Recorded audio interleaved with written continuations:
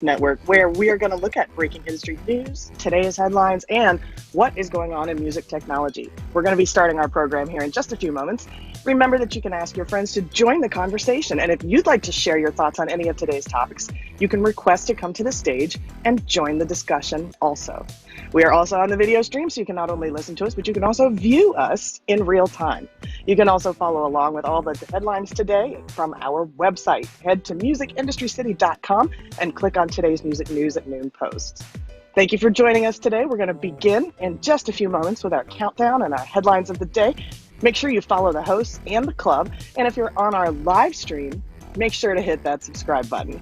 You can also register for free, F-R-E-E free, at musicindustrycity.com to gain access to a multitude of other incredible content for musicians and for music industry professionals. We're going to be starting our countdown here shortly. I want to say hi to Peter and also to Angela. Hello, Angela Randall, UK correspondent. How are you today? Hi, Eli. I wish I could say I'm here on the sunny shores, but not so sunny today. Well, you know what? Let's start our countdown and get into some headlines for you, Angela. Welcome to our show today, everyone. This is the Music News, and today is Monday.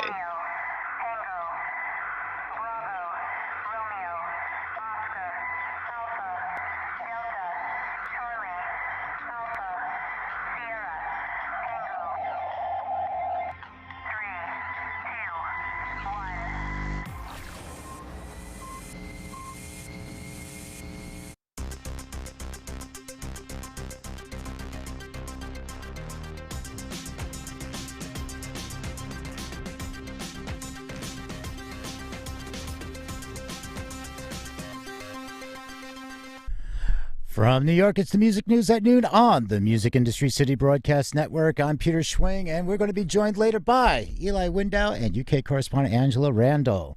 In today's news, Hypnosis acquires even more catalog. SVOG grant appeals are now in progress. Limp Bizkit and others cancel tours. The UK music industry hits back. Europe Festival COVID results are in, and as always, our daily Spotify update. Those stories are coming up, but first, let's take a look at this day in music history with Eli Window. Eli. All right, thanks, Peter. Let's take a look at this day in music history. We learned over the weekend that Dennis D.T. Thomas, a saxophonist and co-founding member of Kool and the Gang, has passed away at the age of 70. The cause of death has not been announced publicly. However, the band issued a statement revealing Thomas died in his sleep in New Jersey. Our hearts go out to the family with this breaking news. On this date, 1995, Jerry Garcia, guitarist and singer from the Grateful Dead, died from a heart attack at the Serenity Knolls Rehabilitation Clinic in San Francisco, aged 53. On August 9th, 1999, Spice Girls manager Bob Herbert was killed in a car crash in Windsor, England. Herbert was behind the formation of the Spice Girls group in memory. Moving on to birthdays today. Born this date, 1939, Billy Henderson, singer from American rhythm and blues vocal group, the Detroit Spinners, who had the 1980 UK #1 and US #2 single, Working My Way Back to You. Born on this date, 1963, the one, 1972, Aaron Salazar of Third Eye Blind. Happy birthday, everyone. On this day in music history in 1986, Queen ended their Magic European Tour at Knebworth Park, Stanbridge, England, with over 120,000 fans witnessing what would be Queen's last ever live performance. On August 9th, 2005, Mark Cohen survived being shot in the head during an attempted carjacking as he left a concert in Denver, Colorado. Cohen was struck in the temple by the bullet, but it did not penetrate his skull.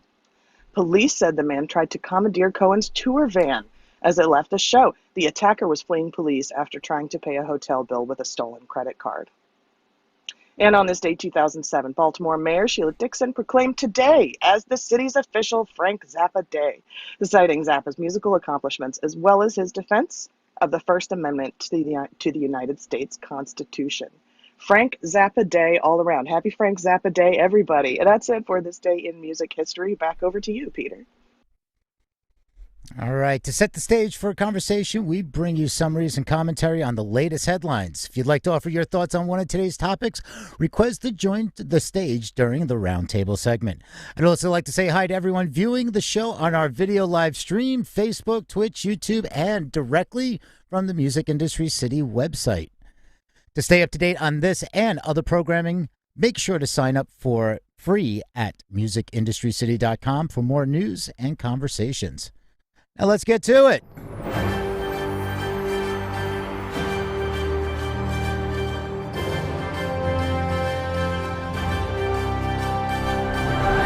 All right, and this first piece is from musicweek.com.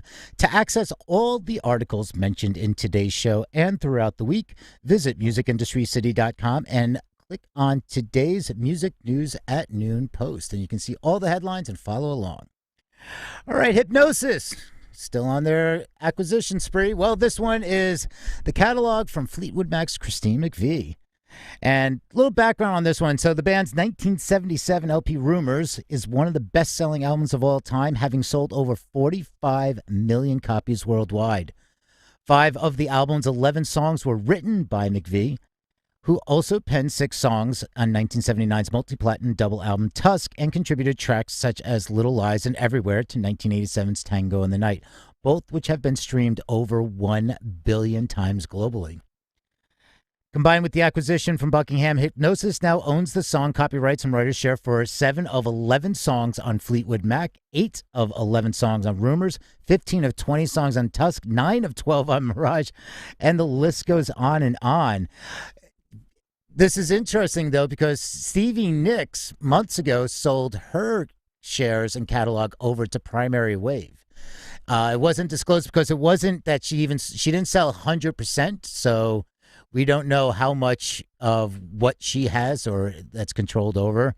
So this is really interesting. But hey, I mean, this is, I think the rumor was that Rumors was the most expensive album to make at the time. It was like the $1 million album. So, well, it paid off over the long term.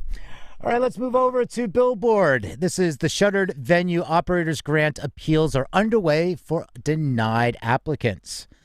This week, the SBA is reaching out to people who have already applied for and were rejected the SVOG funds, as well as those who wish to restate their cases and reapply for assistance worth up to $10 million in government grant money. Applicants who are declined will have 2 weeks to appeal and will continue to be funded throughout that time period. As of Friday, August 6th, nearly 11,000 grant applications had been awarded a total of $8.3 billion in grants. And first, the successful appeals will be granted $8 billion, and then additional awards will be provided to music venues, promoters, agencies, and other music-related organizations who received successful petitions. And it says that more than half of the 490 invites sent thus far have been accepted. So this has been going on, slow rollout, but they're getting somewhere. And last week we discussed it, and it was just like the reasoning wasn't clear for many. And then there were like strip clubs were getting funding, but music venues weren't. So there was a lot of confusion and no reason, real discussions on why someone's application was rejected. It was rather vague, to say the least. All right, for Engadget, record labels sue Charter over copyright infringement claims. This is something that's been going on. We've seen a lot more of this, and I'm sure we will continue to. Charter Communications has been sued by a group of major record labels who claim it has failed to address, quote, flagrant and serial music copyright infringement. The Verge reported it's the second time over the last several years that the group has sued Charter over song piracy.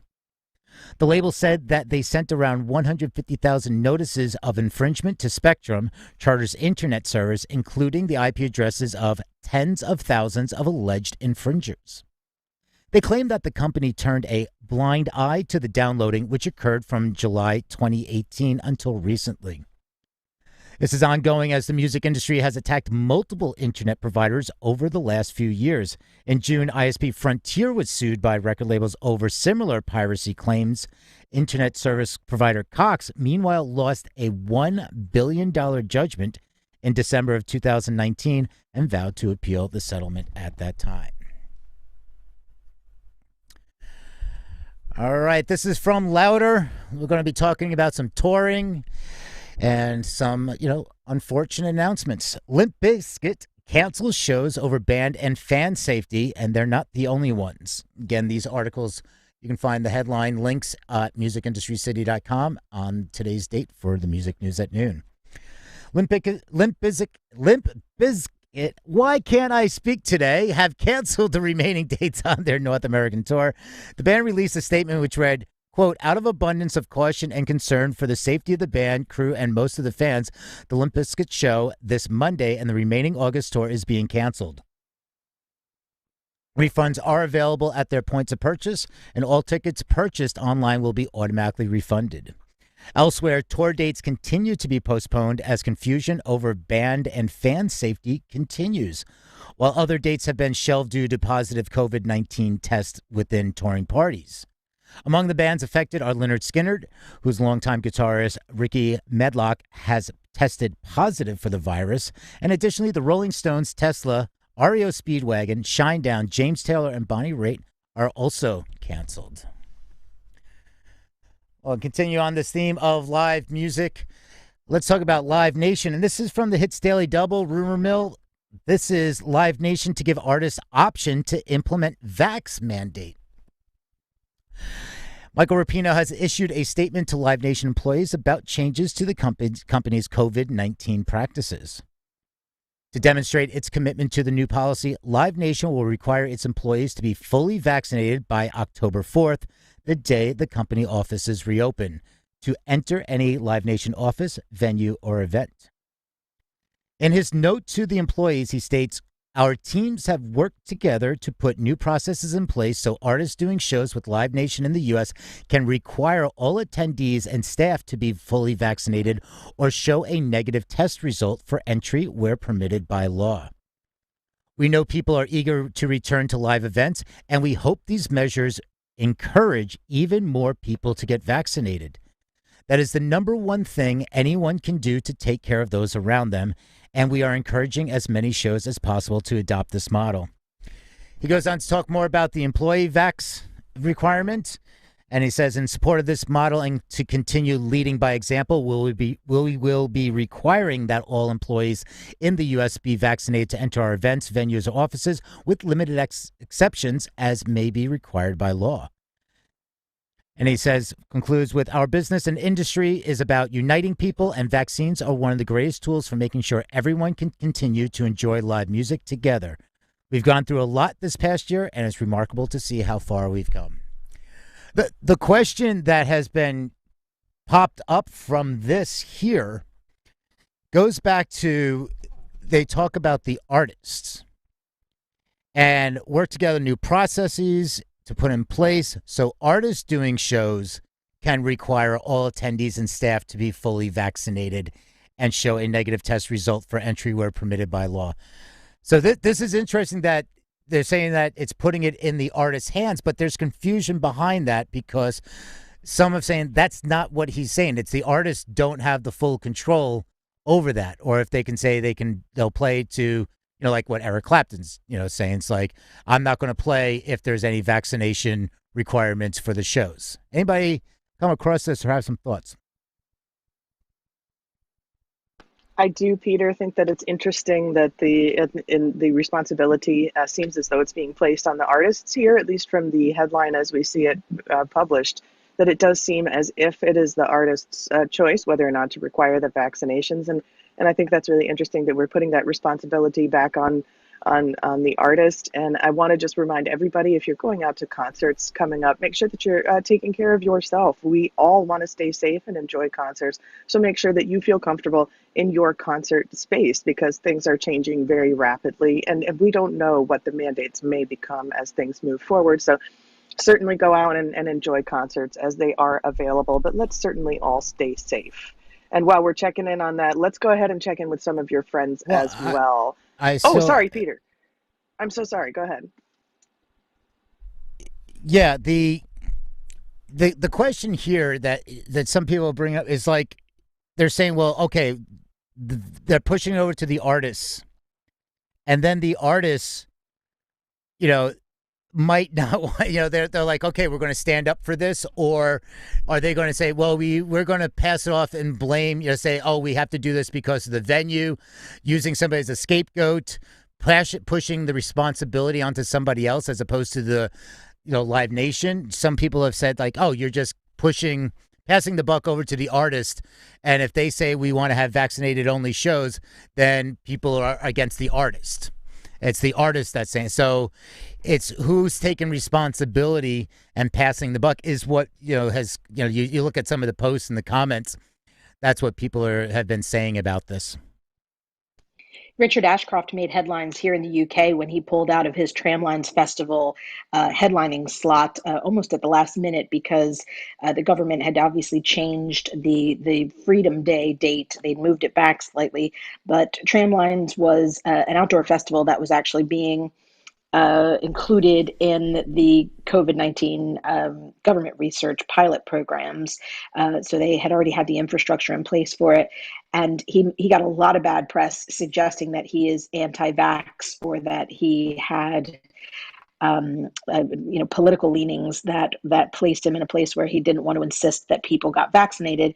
But without being his spokesperson, there are two sides to every story, and some of the sort of insider information on that is that, in effect, it's not unlike the Offspring story, whereby he was more concerned about people who he works with and people who are potentially his fans and supporters who would want to come that are vulnerable and can't yet get the vaccine. And as a result, he'd be excluding a percentage of his audience that he just wasn't interested in being part of what he called the guinea pig government research program. So I think everybody's point of view is a valid one, but at this stage, we have to sort of roll ourselves back unless someone is being particularly outspoken about their opposition to vaccines in principle.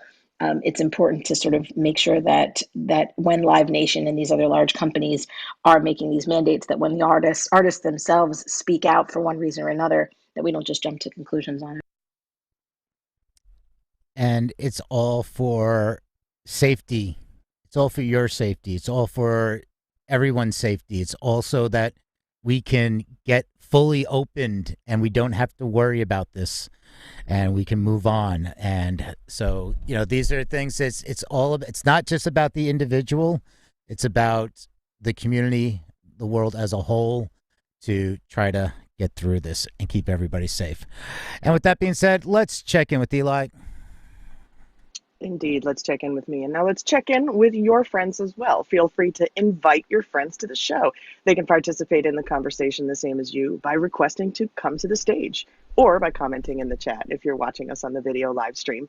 You can also watch our video live stream right from our website and access other content and articles, including our weekday 3-minute music news podcast. This is a podcast that keeps you up to date on items that may not be covered in the music news at noon, such as new releases, tours, musical chairs, business and tech news, all in 3 minutes or less.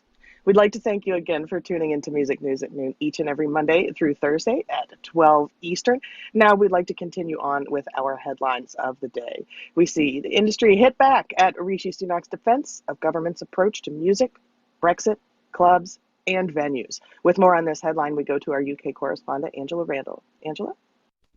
Thank you, Eli. The government have been accused of, quote, gaslighting UK artists over Brexit touring claims, allowing nightclubs to, quote, fall through the gaps and not doing enough for venues. So NME asked him about it.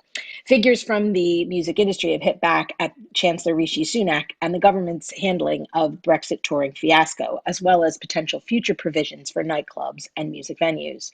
There was a huge backlash to the government's claims of victory in announcing that short-term visa-free travel without work permits will be allowed for musicians and performers in 19 European countries. While talks are ongoing with the remaining nations, they were soon accused of spin gaslighting, and meaningless posturing, as the information wasn't particularly new, and the same challenges remain for UK artists and their road crew wishing to tour through Europe post Brexit. I think Rishi is pretty world known at this stage, world renowned anyway, or infamous is the word I would more likely use, for his statements suggesting during the pandemic that artists and musicians particularly should consider retraining, because not everyone will get to make their living as a musician, and the government shouldn't be stuck having to pay their way during the pandemic, which I'm sure, as many of you can imagine, definitely hit differently for anyone who was making their living as a musician, but not super successful or in the multi-million pound range. So his words often fall on deaf ears, especially when some of this interview was conducted at a live festival. It just seemed a bit cheeky, or just not on, is what we would say here. And his point of view, as often laid out to sound as though he's releasing new information or positing some new point of view, when in reality some of these things have been in place for months and have not been devised by him or his department. So it's nice to see that the industry is pushing back once again to the biggest gaslighter in the UK, at least from this reporter's point of view. Angela, is this the same guy that hit back at Elton John, saying that about Brexit and touring, and that Elton John, he wasn't known, and then he, became famous from touring just like the way back when, and he didn't rely on all this, and that's how he became famous?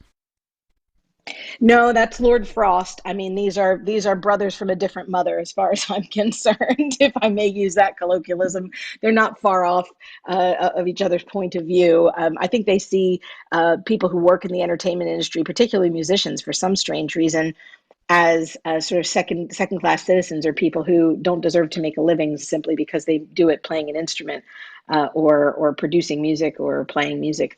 But yeah, they're both in the same vein as to how they approach helping the industry, and we've had to push back against both of them every step of the way. Like most politicians, a little bit out of the loop.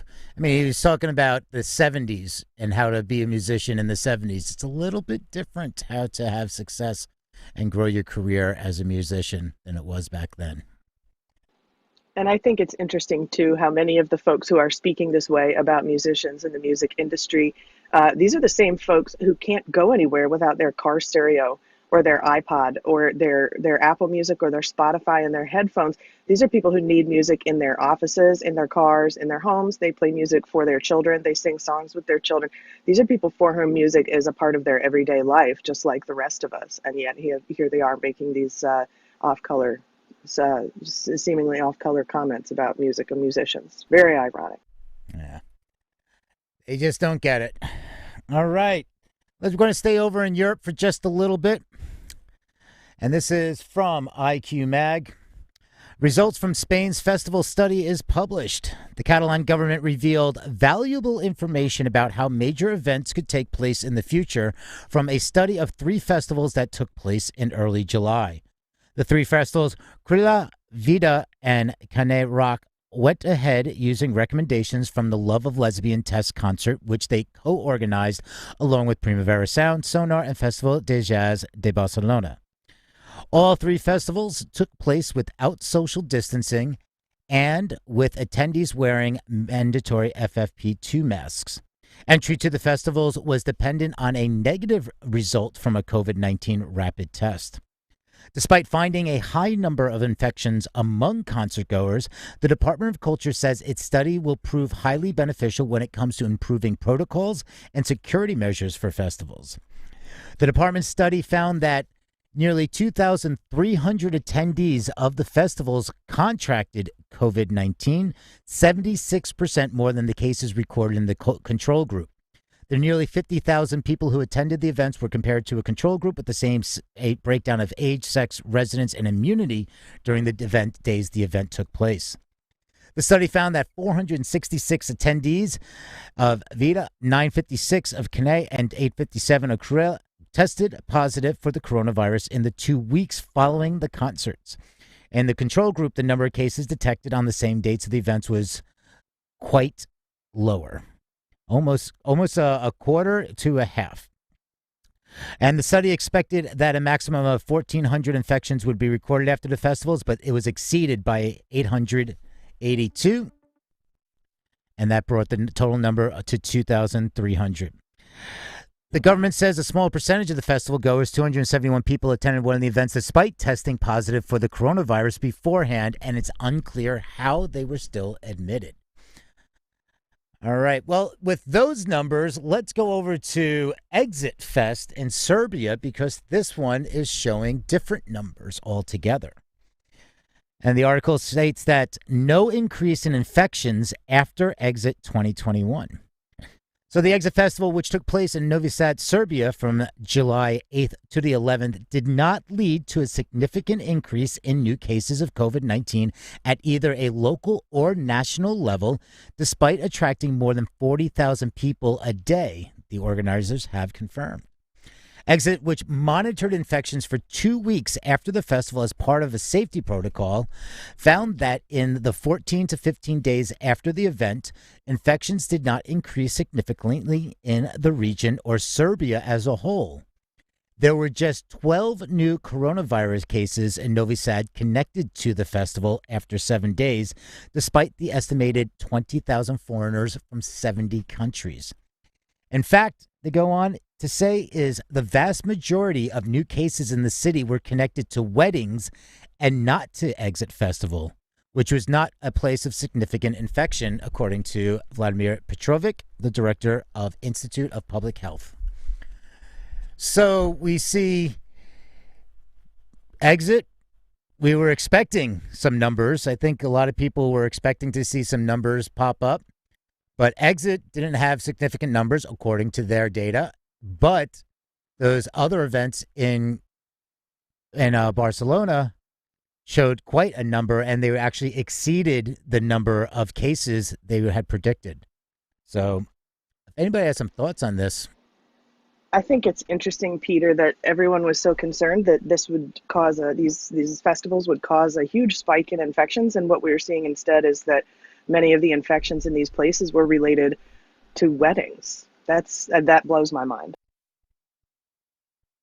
Yeah, it could be something maybe indoor, outdoor. I mean, they're talking about Lollapalooza, and you see the pictures of everybody crammed together. And what they were saying is, well, even though you're outdoors, if you are that close together, you're still breathing in that same area. It's not circulating as much as you think when you're that crammed together. So we've heard some reports coming back from Lollapalooza. I'm sure there's going to be more over the, maybe next week. Give it that 14 to 15 day incubation period and result period. All right, moving along. So let's talk about Yamaha, Roland, and Fender fined nearly $25 million by German government following price-fixing investigation. According to the recent reports, the German Federal Cartel Office issued a multi-million-dollar fine. The initial investigation into Yamaha, Roland, Fender, and the instrument retailers started with the raid in April of 2018. And according to the federal cartel officer, this was after tips from market participants. The information further says that this arrangement started in 2005 and persisted through 2017. The report says, quote, if deviations from the specified prices occurred too frequently in the market, or if Yamaha was informed by dealers of prices that were below the specified minimum amount, Yamaha turned to the dealers, Thomann and Music Store, among others, and urged them to raise the prices. So as part of the examination, it's also discovered that Roland and Fender also worked together with Thomas and the Music Store on configurations identical to this kind of setting. The article goes into a little more detail. If you want to dig in for this one, you can check it out at Digital Music News. You can also find all the headlines, the links to all the headlines that we discuss at musicindustrycity.com, and just click on today's date with the Music News at Noon. All right. Let's go down to, well, let's go down under. Australia. We're going to wrap up with Australia before we get over to our Spotify spot. And this one is from Music Week, Universal Music Australia to investigate inappropriate behavior. This comes from anonymous allegations about the workplace culture at the major label were posted on an Instagram account called Beneath the Glass Ceiling late last month. The Sydney Morning Herald reported that an internal complaint was also made about historical incident of poor behavior. In an email on July 30th, Universal Music Australia's President George S. acknowledged the company was aware of the online allegations, including an allegation that had been made about him. Quote, as the leader of this company, I take full responsibility for creating a respectful workplace culture for everyone, he wrote in an email to the staff. He goes on, with respect to my own behavior, it is particularly painful to realize now that what I intended as jokes were unacceptable comments that made some of you uncomfortable. Universal has engaged in a law firm to conduct an investigation into its workplace culture. Staff were informed of the investigation at a meeting on Friday and encouraged to raise any concerns through the internal and external complaint channels. And to note, this comes on the heels of Sony Music, which is already conducting an investigation into their workplace culture in the Sydney office. So, something's going down under. And with that being said, let's head over to the Spotify spot. It's the spot. All right, the big green dot, it does hit the spot. It is time for our Spotify spot, where we take a look at the streaming service and what they mean in today's headlines. But before we do that, we do want to check in with your weather report. Great news for your eyesight in the weather report today. The rain is gone, so you can see clearly now, and it's going to be a bright, sunshiny day. Over to you, Peter, for the Spotify spot. Oh, fantastic, because it's been raining here for the last 24 hours. When I come out of the studio, I don't know what the weather is. When I'm in the studio here, I have no idea what it's like outside. There could be a hurricane going on. It could be a thunder lightning storm. I have no idea. So it's always surprising when it's kind of like, I don't even check the weather. I just tune into the music news at noon to get the weather report. Thanks for that. All right. Spotify's self-service marquee ads are sparking some concern. And this is from Music Ally. And this one kind of going to go with the latest round of criticism for Spotify's business practices is focusing on its marquee pop-up ads and specifically the self-service campaign tool that labels and artist teams can use to book them, which began beta testing in March. The label Fourth Strike Records recently got access to the tool and published a forthright series of tweets about what it sees as a program where, quote, artists will be required to pay to show their own followers that they've released new music. The label also criticized the financial model of the ads, which are shown to fans who have followed or shown interest in an artist's music. Quote, to make our money back per tap, we'd have to get 125 streams, and that's not accounting for transaction fees, distribution fees, etc. Each person who tapped this screen would have to listen to the album front to back 12 times. Spotify has been keen to pitch a number of its two-sided marketplace tools, which is discovery mode, and that has also been a source of contention, and as ways as independent artists to punch above their promotional weight on its service. All right, so this is coming from a label that tweeted and was reported in Music Ally. This is kind of interesting. If Spotify is looking at this, they hit the nail on the head, two-sided marketplace, that, here, we're going to use 50 cents per pop-up for somebody to click to hear your music. So if I get an announcement from one of my favorite artists, I have to press this button and it's going to charge my artist 50 cents so I can listen to 1-2 streams of it. Anybody thoughts on this? Anybody seen this?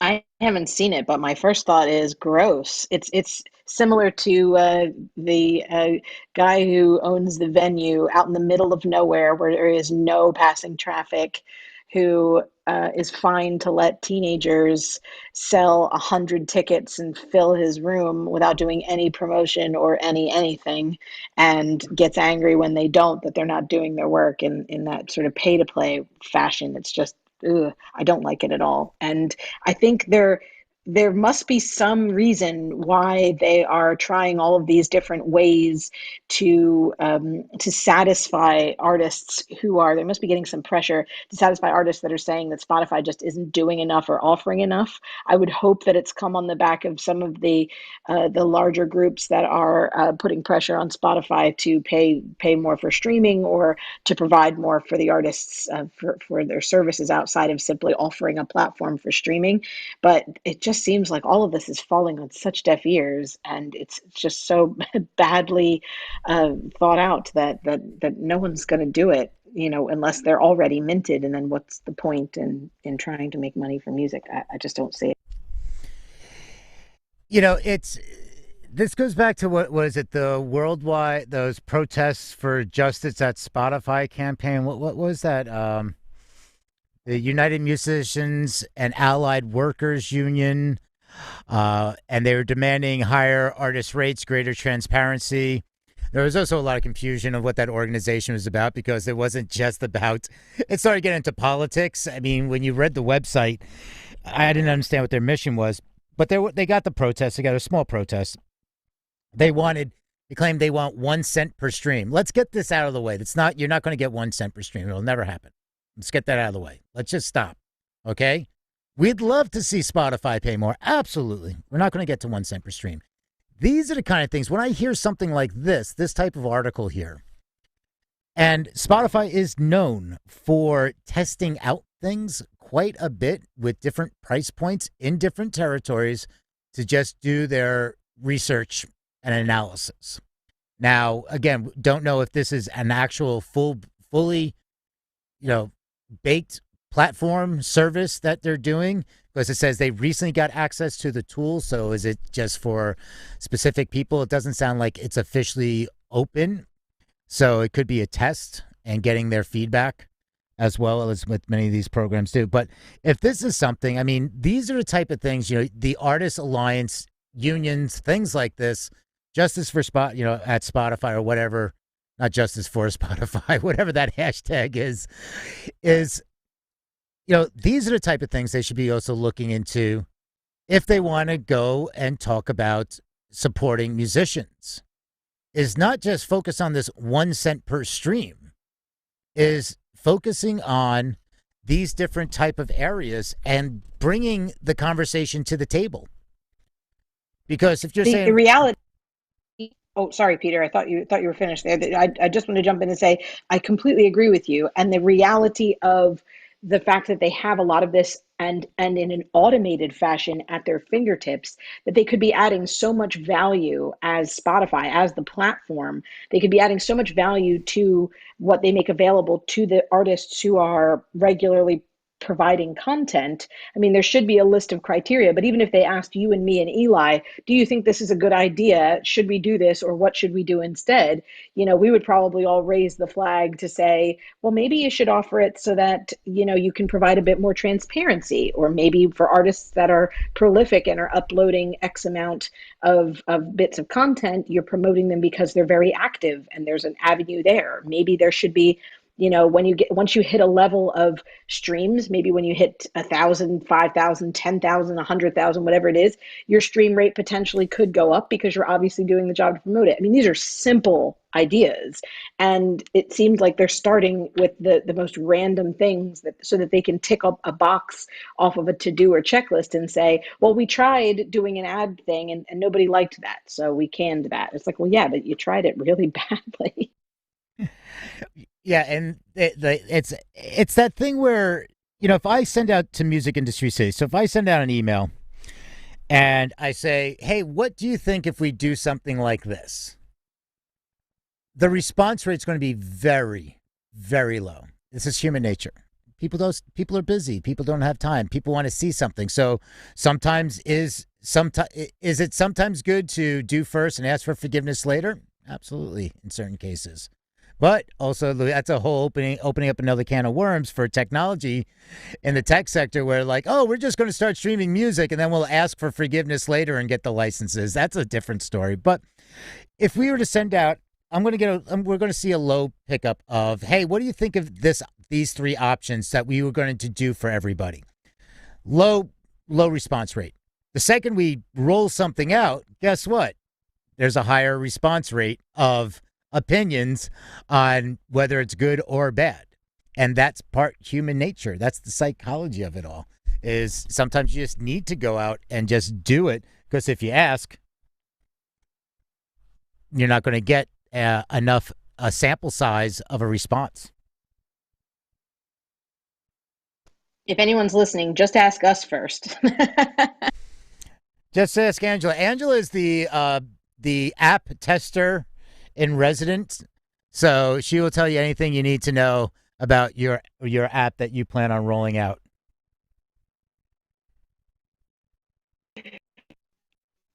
And with that being said, let's head back over to Eli.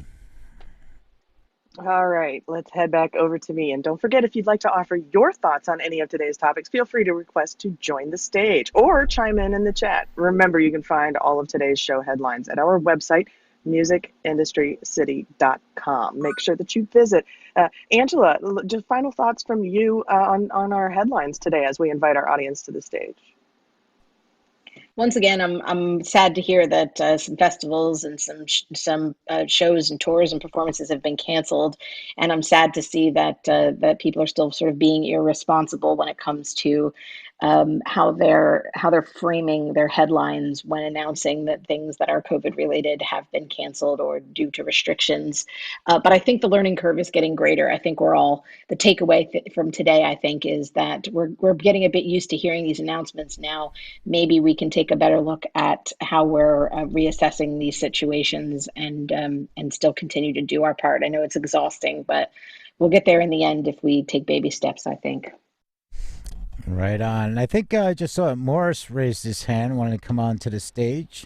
I'm having trouble bringing Morris to the stage, Peter. Oh. Maybe you can bring Morris to the stage. And I just want to reiterate again that so many of us are looking forward to these live shows that we may be going to this summer, and I think it's really pertinent for us to continue to cover the live sector around the globe here in the music news. So, Peter, thank you for including our headlines in our headlines. So much news for the live music sector, and we do see in breaking headlines that another festival in New Orleans has just canceled due to COVID-19. And so thank you so much for keeping all of us abreast of the live music headlines especially. But yes, we brought Morris to the stage. Morris, welcome to the stage. It's good to see you. What are your thoughts? Join the discussion. Good morning. Good morning. I was listening to this segment about Spotify, which caught my attention. Got to ask you guys a question, and this really bothers me as a musician. Why do we spend so much time talking about Spotify when you have Apple, Tidal, and Deezer that pays their artists much more? So why do we tend to continue to focus on a system that is not built for the musician? And why do we give it so much power? I'd like to know that. And Peter, you said we would never get to a 1 cent percentage, right? That is an insult as a musician, as a producer, as a writer. Why would you want to pay me 1 cent to stream my song when I spent hundreds or thousands of dollars in producing that music? Why do they continue to devalue the musician, the recording artist, the composer? People Well, have the power to change. that's true, Morris. If I may, I wanted to just kind of offer my perspective on that. Has been my opinion that the reason that certain platforms become so popular is because they maintain that buying power, they maintain that membership, they maintain that status and that usership, and they are able to keep and maintain many of their members. I think that a lot of the buying power lies with the consumer and not just with the musician and choosing where to share their music, but also with the listener and the consumer and choosing where to listen to their music, where to seek out their music. And when it comes to the 1 cent per play, I just wanted to speak to that and just briefly say that there used to be a day when artists banked very deeply on getting radio play. Artists would do almost anything legal that they could do to get on the radio. Having radio airplay on terrestrial radio was absolutely critical 1 generation ago, 2 generations ago in recording music and as a musician. And when those records were played on terrestrial radio, there were 0 cents paid to the artist for each play on terrestrial radio, but that play reached so many folks. And so for any artists on these platforms and feeling upset about the possibility of a 1 cent per stream, I just want to say that I encourage you to use these platforms as a springboard and to think of them almost as a new version of terrestrial radio or a new accompaniment to terrestrial radio, where there were 0 cents played for every single spin on those records. In fact, in some cases, before the law intervened, the money flew the other way in order for those records to be played on terrestrial radio. And so I encourage artists to think about any streaming platform and any streaming service where your music is being shared. Think of that as a springboard, a way to reach fans, and make sure that you are directing fans to your website. Make sure that you are directing fans to your personal streams, to your Patreon, to your YouTube channel, places where you can also monetize in a more favorable percentage for yourself. And think of Spotify, Apple Music, Tidal, YouTube even, as almost terrestrial radio, a chance for you to reach the people that you can make into super fans that you can show your music to and really have their attention. So really use those as springboards, and keep in mind too that on terrestrial radio there was 0 cents played, and those records were spun again and again, and they're still being spun in some cases again and again. So it's an interesting paradigm to look at the way things were done 1 generation ago and liken that to a streaming service. And that's Eli's 2 cents. Yeah, Morris, you know me. I'm very much an advocate for independent artists, for artists doing their own thing and getting as much money as they can for their music. Again, this isn't our point of view. This is just what we report on. And the fact is, Right. Spotify holds so much more of the market share that they've become more or less the industry standard for when they do something, the others fall in line. And like you say, we do talk about Bandcamp, SoundCloud, Deezer, Tidal, Apple Music, all that frequently, as much as we can do on the news at noon, of course. But it's just so often that Spotify is releasing something because they're not just a music platform; they're sort of an audio platform. They've become a way for people to consume everything from podcasts to video now, even in some states, in some places. There's also obviously music and sharing playlists, and there's a lot of discovery going on. Believe me, I'm right with you when it comes to it being insulting that musicians are paid far less than they deserve for all of their hard work. I'm coming to you right now from a recording studio where artists are just below me, making music that they're probably not going to get remotely as much money for as they deserve. But at the end of the day, we're kind of just reporting what they do to keep you in the know, so that you don't fall victim to situations like this if you don't understand the point of these new rollouts that they're giving. So we're kind of providing that public service, and also keeping you up to date with what's being done by larger organizations within the industry, like we discussed earlier, pushing back against those who think that they can just establish something as a mandate and that the rest of us are going to take it. So trust me, we're doing our best to provide the point of view that we hope speaks to you, and we thank you for raising that, because of course we don't want anyone to think that we're siding one way or the other. It's just our opinions based on the news we heard, but we want you to be informed, and that's why we'd like you to keep coming back and joining us every day. Of course, I appreciate that, Angela. Yeah, I'm not pointing fingers at you guys. I'm just pointing fingers at the industry. There were major people like Prince and Taylor Swift that took their music off Spotify because of that particular reason. I guess they saw something that a lot of us didn't see at the beginning, and we thought they were crazy, right? So I just think the musicians need to take the power back. The musician, recorders, artists need to take the power back and put it back in their hands.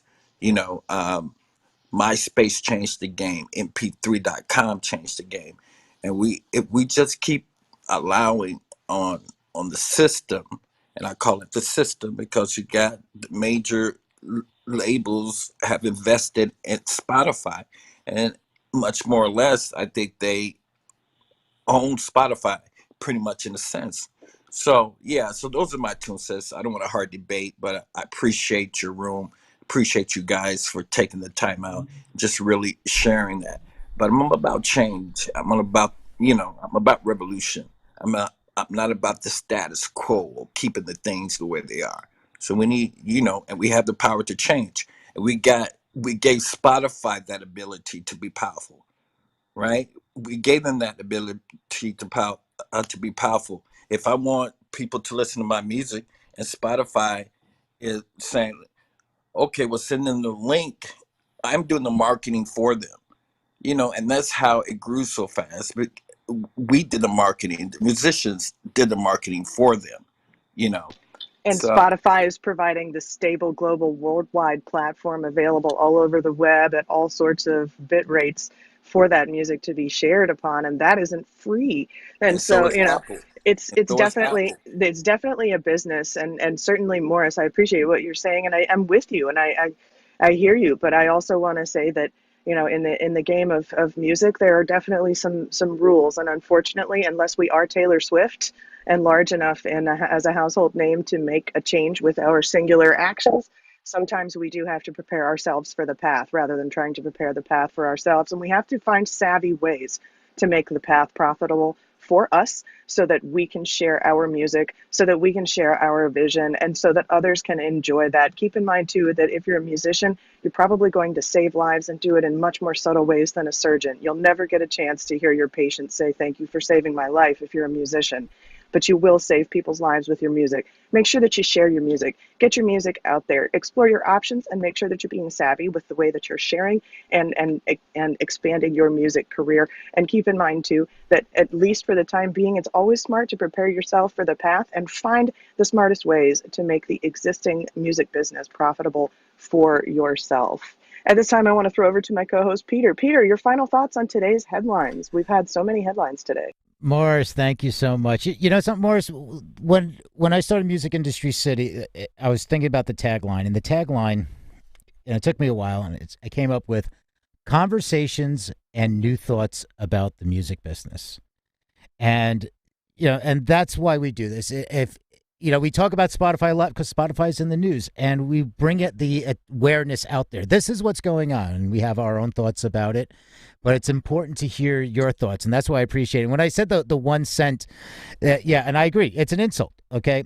But what I'm saying about not getting to 1 cent is the financial model for Spotify will not work at 1 cent at all. We ran the numbers, and it will just not work at all. And Spotify is, like Anjo's saying, it's not just a music platform. It is to me, it's an entertainment platform. And we're going to see the changes video live streaming and everything that's going on. We're going to see Spotify keep building this out until some point antitrust regulations. But here's something that we're going to talk about either tomorrow or the following day, because I need to speak to Mark Mulligan.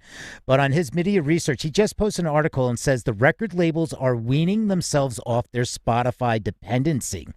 And it's really interesting. And I am so with you about Apple, Qobuz, Deezer, Tidal, all these other platforms. So when I hear musicians talk about Spotify, and then they complain about Spotify, I really look at it and say, like, what else is out there? Then maybe can you focus and push your audience over to, Apple, because you are making more per stream at Apple. Well, where's the audience that can listen? That's the challenge. And that's, again, this is part of like anything of that tech section of content creators. And with you, like what you're saying, it's like, yeah, what are the new ways? I look at the traditional industry, and I look at this content creator industry, and I look at what's going on. And we discussed this as well, as like now there are opportunities for like companies and for individuals to have their own distribution company. You can white label a distribution company. So you can own your own distribution platform, white label it, and you can control the royalties, the payouts, the splits. And it's amazing, this technology. And like, we hear this NFT and, blockchain, and there's a lot of hype behind it. But really what the underbelly of it is a lot of great technologies that we're going to be able to stack on top of each other that gives more to the independent musician, or gives more to the musician and their team. And as they grow, they don't need to go and look for that label deal. They have more resources and tools. There are more resources and tools for independent artists at their fingertips right now than any other time in the world. And now the challenge on that is, well, they have to learn all this stuff. And what social platform do I need to be on? What's update on this social platform? Do I need to be on TikTok, Instagram? What's the next one? I need to learn how to have my own white label. So I need to learn how to live stream. I need to know how to do this. So I just want to write great music. So that's why I look at this as there's the traditional industry model. And I'm not saying that's this super dated model. It's just more of, we'll say, kind of simplify it as like more contracts, label deals, things like that. Whereas opposed to then you have this creator economy that you have all these different platforms and live streaming and tips and donations and subscriptions and Patreon and YouTube and all this. So there's so many different ways. And I look at it as, don't focus on Spotify as your main source of revenue, because that's where you're going to fail, unfortunately. But it should be part of your model for revenues, and you have micro revenues coming in from different ecosystem. So Morris, thank you so much, man. I appreciate it. That's why we bring this up. We want to hear what your thoughts are. I appreciate you guys so much. Thank you, sir. Jamie. Well, I'll add one thing to this, and all this can change as soon as we find out what happens with the Black Widow lawsuit, which will be a huge game changer for how contracts for artist, creative, all up and down the chain will change for streaming and revenue and numbers and everything. What is the 100%. Black Widow? What is the Black Widow lawsuit? Never heard of it. Look it up. Scarlett Johansson is suing Disney because they, in her contract. Yeah. For everybody else, for everybody else, she's suing Disney because they put it up on the streaming platform the same day for theater release. Is that correct, Jamie? Correct. She was guaranteed an exclusive theater release. All right. So it's breach of contract. Yeah. All right. With that being said, I think, we're going to start wrapping up. This was a great day. Thank you, everybody. Thank you, Angela, Eli, Morris, and Jamie, for hopping on up and offering your thoughts. And any final thoughts, Angela, Eli, before we wrap? Listen to some Whitney Houston today. It's her birthday, and I will love her forever. So I'm going to be listening to I Want to Dance with Somebody and Feel Good. Yes, indeed. Angela, thank you so much for the reminder. Today is Whitney Houston's birthday, and we remember her so very fondly and with so much love today. And as we wrap in today's Music News at Noon, I want to thank you for joining us. We hope that you'll join us again here each and every weekday, Monday through Thursday at 12 p.m. Eastern. You can visit our website to stay up to date on all current happenings in the music industry, join the community, and access other amazing resources. That's musicindustrycity.com. My name is Eli Window, and on behalf of our UK correspondent, Angela Randall, I want to thank you all for being part of today's broadcast. And now I want to go over and ask for Peter's final thought as we close today's room. Peter. Final thoughts are, pay attention.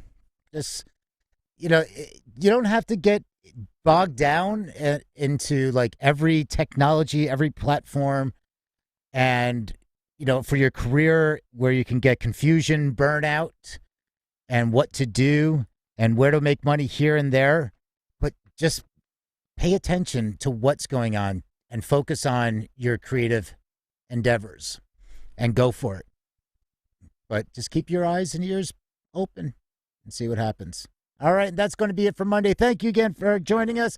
And again, check out musicindustrycity.com. You sign up for free. We have a networking event coming up August 18th for Music Industry City residents. So make sure you sign up.